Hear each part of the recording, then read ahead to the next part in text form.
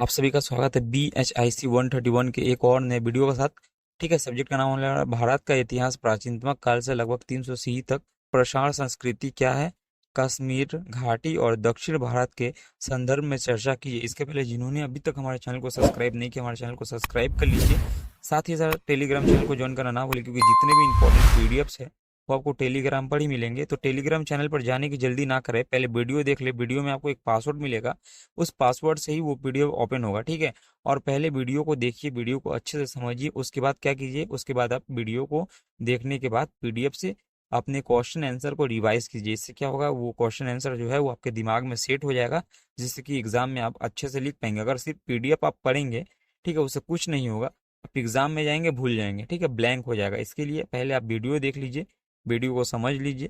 ठीक है, क्योंकि सुनने से ज़्यादा याद होता है। ठीक है, तो वीडियो को देख लीजिए, समझ लीजिए, उसके बाद आप पीडीएफ से रिवाइज करके आराम से एग्जाम पे जाइए। ठीक है, चलिए आंसर देखते हैं। संस्कृति या नवप्रसार युग। ठीक है, मानव सभ्यता का वह चरण है जब मनुष्य ने पत्थरों के अधिक परिष्कृत औजारों का निर्माण शुरू किया। ठीक है, कृषि को अपनाया, पशुपालन किया और स्थायी बस्तियों में रहना शुरू किया। ठीक है, यह युग लगभग 9000 ईसा पूर्व से लेकर के 2000 ईसा पूर्व तक रहा। ठीक है, भिन्न भिन्न क्षेत्रों में इसकी तिथि अलग अलग हो सकती है। ठीक है, चलिए देखते हैं नवप्रसार युग की मुख्य विशेषता। ठीक है, मुख्य विशेषता क्या है, कृषि और पशुपालन की शुरुआत हुई इस समय में। ठीक है, इसके अलावा स्थायी निवास स्थलों की स्थापना किया गया। ठीक है, क्या किया गया, स्थायी निवास स्थलों की स्थापना किया गया।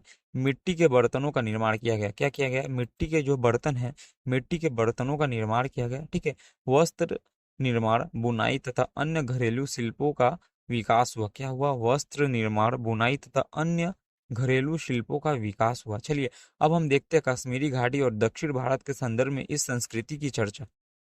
ठीक है, समाज में विभाजन और संगठन का विकास हुआ। इंसान गुफाओं में रहता था। ठीक है, शिकार करता था और जंगलों में भटकता था। धीरे धीरे उसने खेती करना सीख लिया। ठीक है, जानवर पालने शुरुआत किए। ठीक है, और गांव बसने लगा। ठीक है, यही समय था कि नवप्रसार युग, इसका अर्थ है नई पत्थर की संस्कृति। क्या है, ध्यान से देखिएगा, नवप्रसार युग क्या है, नवप्रसार युग का मतलब क्या है, नवप्रसार युग का मतलब है नई पत्थर की संस्कृति। इस दौर में पत्थर के औजार और जीवन शैली पहले से कहीं बेहतर हो गई थी। क्या हो गई थी, इस दौर में पत्थर के औजार और जीवन शैली पहले से कहीं बेहतर हो गई थी। ठीक है, अब हम देखेंगे कि इस नवप्रसार युग में कश्मीर घाटी और दक्षिण भारत में लोग कैसे रहते थे। क्या देखेंगे, ये सब आप मत लिखिएगा, ये सब भी लिख सकते हैं, कोई दिक्कत नहीं है। अब हम देखेंगे कि इस अब हम देखेंगे कि इस नवप्रसार युग में कश्मीर घाटी और दक्षिण भारत में लोग कैसे रहते हैं। ठीक है, इन सभी क्वेश्चन के आंसर को मैंने क्या कहानी की तरह बनाया है। ठीक है, जिससे कि अगर आपके टीचर मतलब एग्जामिनर जो है, जो भी आपके टीचर चेक करेंगे पेपर, वो अगर पढ़ेंगे ना, तो उनका उन पर एक अच्छा प्रभाव आएगा। मतलब लगेगा कि स्टूडेंट जो है वो अच्छे तरह से समझ कर उसके बाद पढ़ कर आए। इसके पहले, इसके लिए आपको क्या करना पड़ेगा, इसके लिए पहले आपको वीडियो को ध्यान से देखना पड़ेगा, क्योंकि वीडियो में ऐसा बहुत कुछ बताया जाता है जो आपके पीडीएफ से हट के रहता है। ठीक है, क्योंकि अगर आप वीडियो देखिएगा तो सेम क्वेश्चन से दो तीन और क्वेश्चन आएंगे, उसको भी बना लीजिएगा। कैसे घुमा घुमा कर पूछा जाएगा, वो भी यहाँ पर आपको समझ में आएगा। ठीक है, चलिए आगे बढ़ते हैं। कश्मीर घाटी का नवप्रसार युग, क्या देखेंगे इसमें, इसमें देखेंगे कश्मीर की ठंडी घाटी में लोग अनोखे ढंग से रहते थे। क्या रहते करते थे, कश्मीर की ठंडी घाटी में लोग अनोखे ढंग से रहते थे। वहाँ के लोग जमीन से गहरे गड्ढे खोद कर, ठीक है, घर बनाते थे। क्या करते थे, वहाँ के लोग जमीन में गहरे गड्ढे खोद कर घर बनाते थे। ठीक है, गड्ढे के ऊपर छत बनाई जाती थी ताकि बर्फ और ठंड से बचाव हो।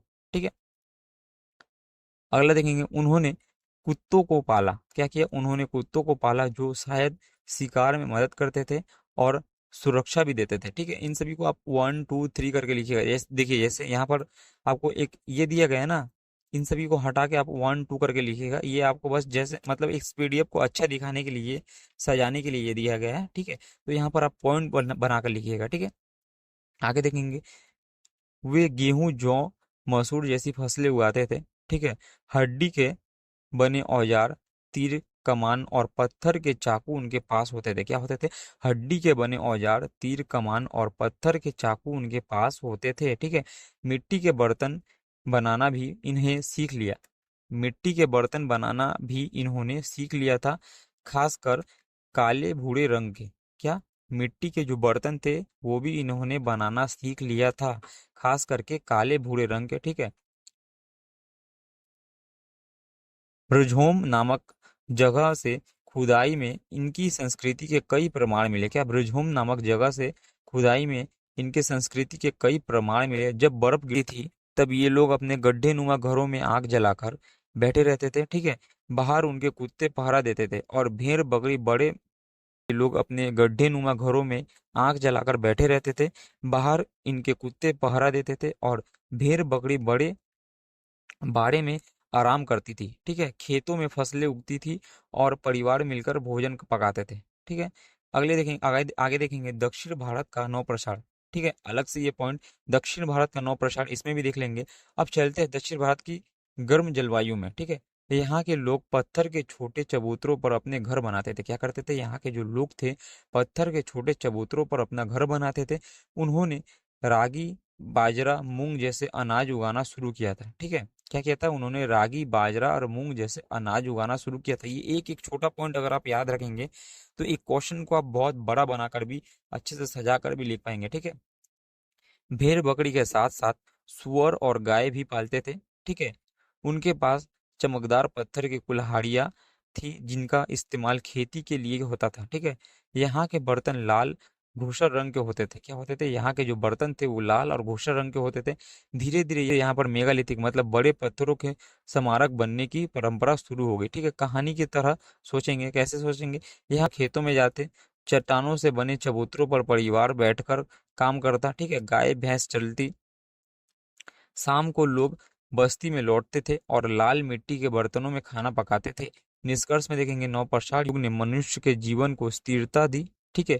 उसने घर बनाए, खेती की जानवर पाले और समाज बनाया। क्या? नवपाषाण युग ने मनुष्य के जीवन को स्थिरता दी। उन्होंने घर बनाए, खेती की जानवर पाले और समाज बनाया। ठीक है। कश्मीर घाटी और दक्षिण भारत दोनों में इस युग के प्रमाण मिलते हैं, लेकिन उनकी जीवन शैली, उनकी जलवायु और भौगोलिक स्थिति के अनुसार अलग अलग थी। ठीक है। तो ये था आज का हमारा क्वेश्चन। जिन्हें भी हमारा ये वीडियो पसंद आता है, जिन्हें भी हमारा ये वीडियो अच्छा लगता है, वो हमारे चैनल को सब्सक्राइब करें, इग्नू लर्निंग के इस चैनल को सपोर्ट करें। ठीक है। और टेलीग्राम को ज्वाइन कर लीजिए, जिससे जितने भी इंपॉर्टेंट वीडियो है और क्लास से रिलेटेड जितने भी इंफॉर्मेशन है वो आपको टेलीग्राम चैनल पर अपडेट कर दिया जाता है। ठीक है। मिलते हैं एक और नए वीडियो के साथ, तब तक के लिए धन्यवाद।